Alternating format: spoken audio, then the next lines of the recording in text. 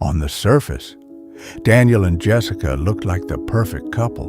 They lived in a beautiful home, shared photos of happy vacations, and smiled together at every gathering. To their neighbors, they were successful. To their friends, they were happy. But behind closed doors, something darker was quietly unfolding. Because while Daniel was planning their future, Jessica was secretly planning his death. And when Daniel suddenly disappeared, investigators uncovered a trail of lies, hidden messages, and a chilling plan no one expected. This is the story of the wife who secretly planned her husband's murder. Daniel was known as a hard-working and dependable man. He built his career carefully, earning the respect of colleagues and the trust of clients. Friends described him as calm, responsible, and deeply committed to the people he loved. Jessica, on the other hand, had a different kind of presence. She was elegant, confident, and always seemed perfectly composed. Together, they looked like the kind of couple people admired. They attended events together, hosted friends at their home, and posted pictures online that showed nothing but happiness.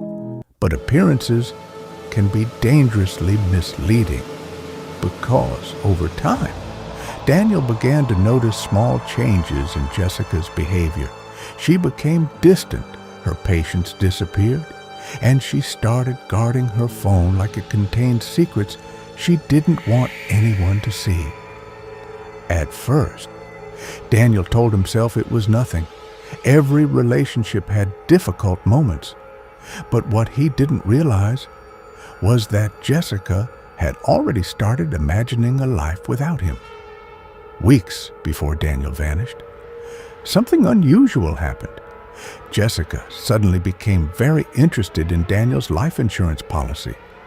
She asked detailed questions: how much it covered, what would happen if something unexpected occurred, and whether everything was fully updated. Daniel didn't think much of it. He assumed she was just being responsible, but later, investigators would look back at those questions very differently. Around the same time, Jessica began communicating frequently with a man named Michael. Michael wasn't a stranger. Daniel knew him. He trusted him, which made what happened next even more disturbing. Their messages were short and careful, but the tone suggested something deeper, something hidden. Then, one night, neighbors heard a loud argument coming from Daniel and Jessica's house. Jessica's voice was angry. Daniel sounded calm, almost like he was trying to stop the situation from escalating. The next morning, everything seemed normal again. Daniel left the house, or at least that's what Jessica told everyone. Later that day, Daniel stopped answering calls. At first, people assumed he was busy, but hours passed, and no one could reach him. Daniel was not the type of person to disappear. He was organized, reliable, and deeply committed to his work and family. By evening, his phone had gone completely silent. Jessica told friends that Daniel probably needed space after their argument. She said he likely went somewhere to cool off.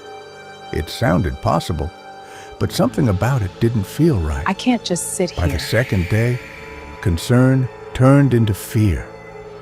Daniel had missed meetings, ignored family calls, and left behind things he would never normally forget.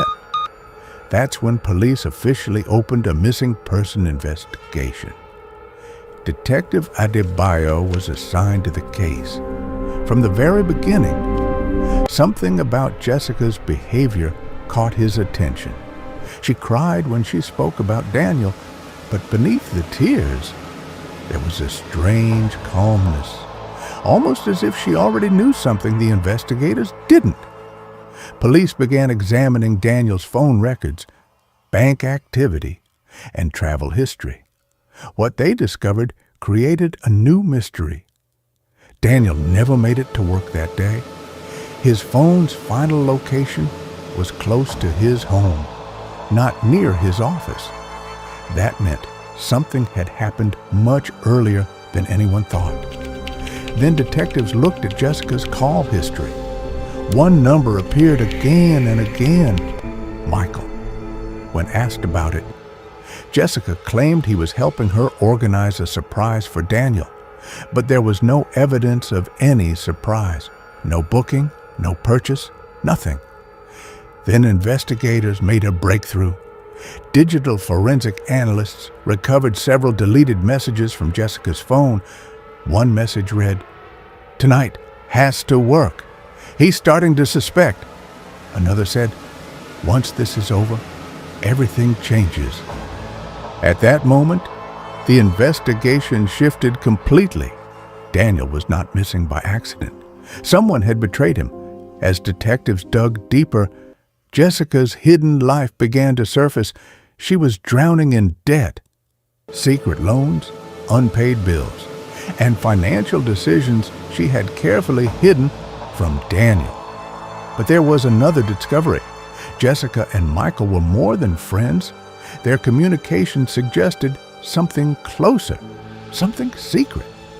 Investigators began to believe Jessica had reached a terrifying conclusion. Daniel had become a problem, a financial obstacle, and instead of leaving the marriage, she chose something far darker. According to investigators, the plan was simple: create an argument, keep Daniel at home, then make his disappearance look like he left voluntarily. But plans like that rarely stay perfect, because phones remember, people panic, and lies eventually begin to fall apart. Police called Jessica in for another interview. This time, detectives brought evidence. They showed her the call records, the deleted messages, the timeline that no longer matched her story. At first, Jessica denied everything. Then she changed her version of events. Then she blamed Michael. But the evidence kept tightening around her. Michael was arrested soon after. Under pressure, his story began to unravel. And once investigators compared both versions, the truth became clear. Daniel had been betrayed by the person he trusted most. The woman standing beside him in public had been helping build the plan that ended his life. When the case became public, people were shocked. Friends couldn't believe it. Neighbors were stunned. The couple they thought they knew had been living inside a carefully constructed lie. Jessica had wanted freedom. She wanted control. She wanted a new life without Daniel. But the details she tried to hide became the evidence that exposed her. Because in the end, even the most carefully planned betrayal leaves a trail behind. And the truth always finds a way back into the light. Stories like this remind us that sometimes the most dangerous person is the one standing closest to the victim. If you enjoy crime stories told with suspense and cinematic storytelling, subscribe for more, because the next case might be even darker.